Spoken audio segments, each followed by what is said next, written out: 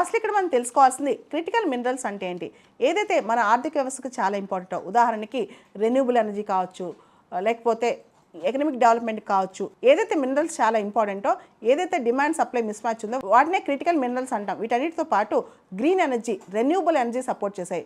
ఉదాహరణకి solar panels కావచ్చు, ఈ వెహికల్స్ కావచ్చు, విండ్ టర్బైన్స్ కావచ్చు, వీటన్నిటి కూడా ఉపయోగపడేవి క్రిటికల్ మినరల్స్ అంటాం అనమాట. ఉదాహరణకి democratic republic of Congo president ఒక మాట అంటారనమాట, ప్రతి యాపిల్ ఐఫోన్లో ఒక బ్లడ్ మినరల్ ఉంటుంది. బ్లడ్ మినరల్ అంటే చాలా కష్టపడి అక్కడ చాలామంది మాఫియాస్, మిలిటెంట్ గ్రూప్స్ వీళ్ళందరూ మినరల్స్ ఎక్స్ప్లోర్ చేసి మీకు అమ్ముతున్నారని చెప్పి ఆయన సెటరికల్గా అంటారనమాట. ఇవి చాలా క్రూషియల్, చాలా ఇంపార్టెంట్ కూడా. అయితే క్రిటికల్ మినరల్స్ భారతదేశానికి ఇప్పుడు చాలా అవసరం అనమాట.